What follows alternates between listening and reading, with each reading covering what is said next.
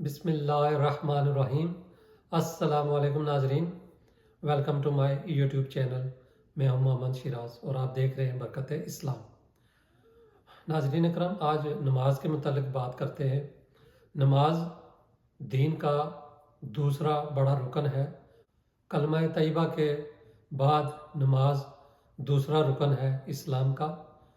نماز بنیادی طور پر فارسی زبان کا لفظ ہے اور جس کے معنی ہے دعا، یعنی دعا کرنا۔ عربی میں نماز کے لیے لفظ صلاۃ بولا جاتا ہے۔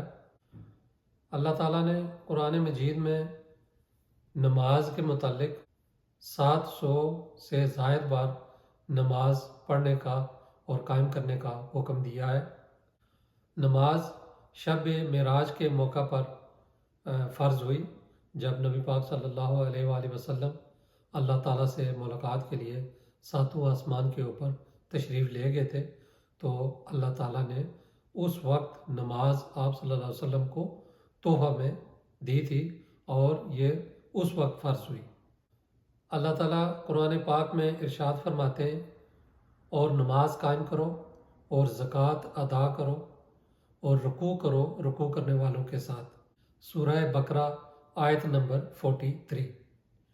ایک اور جگہ اللہ پاک ارشاد فرماتے ہیں، نمازوں کی حفاظت کرو اور بالخصوص درمیان والی نماز کی، اور اللہ تعالیٰ کے لیے باادب کھڑے رہا کرو۔ سورہ بقرہ آیت نمبر 238۔ اسی طرح بے شمار مقامات پر اللہ تعالیٰ نے نماز کے متعلق حکم دیا ہے۔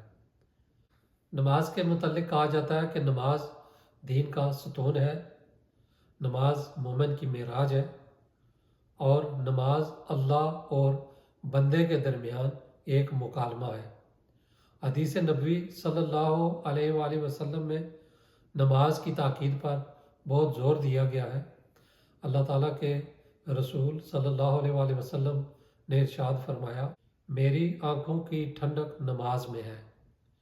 یہ مسند احمد کی حدیث ہے اور حدیث کا نمبر ہے 14037۔ اسی طرح ایک اور حدیث میں آپ صلی اللہ علیہ وآلہ وسلم نے ارشاد فرمایا، فرض نماز کو جان بوجھ کر مت چھوڑنا، کیونکہ جس نے جان بوجھ کر اسے چھوڑا اس پر سے اللہ کی پناہ اٹھ گئی۔ سنن ابن ماجہ حدیث نمبر 4034۔ صحیح بخاری کی ایک حدیث ہے جس کا مفہوم میں بیان کرنا چاہوں گا کہ نبی پاک صلی اللہ علیہ وآلہ وسلم نے فرمایا کہ کھڑے ہو کر نماز پڑھو، اور اگر کھڑے ہو کر نماز نہیں پڑھ سکتے تو بیٹھ کر پڑھو، اور اگر بیٹھنے کی طاقت نہ ہو تو لیٹ کر پڑھو۔ تو اس سے اندازہ ہوتا ہے کہ نماز کی کتنی اہمیت ہے کہ کسی بھی حالت میں اسے چھوڑنے سے منع فرمایا گیا ہے۔ اگر کوئی بیمار ہے، کھڑے ہو کے نہیں پڑھ سکتا تو بیٹھ کے پڑھے، اور اگر بیٹھ کے نہیں پڑھ سکتا تو لیٹ کے پڑھے، لیکن اس کو ہرگز نہ چھوڑے۔ تو ناظرین، آپ نے دیکھا کہ اللہ کا حکم بے شمار دفعہ نماز کے پڑھنے کا ہے، اور حدیثوں میں جا بجا اس کے پڑھنے کی تلقین کی گئی ہے۔ تو ہمیں چاہیے کہ ہم ہر روز فرض نمازوں کو جماعت کے ساتھ اور باقاعدگی کے ساتھ ادا کریں۔ تو اب سوال یہ پیدا ہوتا ہے کہ نمازیں کتنی فرض ہیں؟ تو دن اور رات میں 5 نمازیں فرض کی گئی ہیں۔ ان کے نام اس طرح سے ہیں: نماز فجر، نماز ظہر، نماز عصر، نماز مغرب اور نماز عشاء۔ یہ 5 نمازیں فرض ہیں۔ اب ان کے پڑھنے کے اوقات کیا ہیں؟ تو فجر کی نماز صبح صادق سے لے کر سورج طلوع ہونے تک کا جو وقت ہے وہ فجر کا وقت کہلاتا ہے۔ ظہر کی نماز کا وقت سورج کے ڈھل جانے کے بعد سے ہر چیز کا سایہ اس کے 2 گنا ہونے تک کا ہے۔ عصر کی نماز کا وقت ظہر کی نماز کا وقت ختم ہونے کے بعد سے لے کر، یعنی جب ہر چیز کا سایہ اس کے 2 مثل ہو جائے تب سے لے کر سورج غروب ہونے تک کا وقت عصر کا وقت کہلاتا ہے۔ مغرب کی نماز کا وقت سورج کے غروب ہونے کے بعد سے لے کر شفق کے غائب ہونے تک کا وقت ہے۔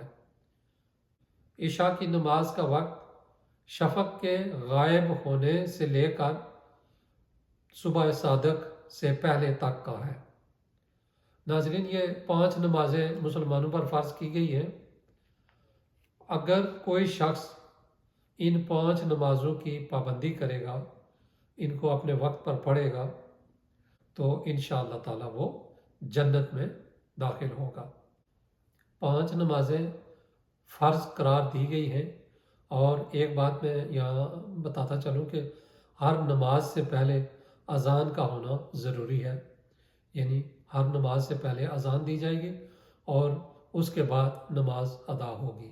تو ویورز، ہمیں چاہیے کہ ہم خود بھی نماز پڑھیں اور اپنے بال بچوں کو بھی نماز کی تاکید کریں، اور اپنے عزیز و اقارب کو بھی اس کی تلقین کریں، کیونکہ اللہ اور اس کے رسول صلی اللہ علیہ وآلہ وسلم نے نماز کے لیے بہت تاکید کی ہے۔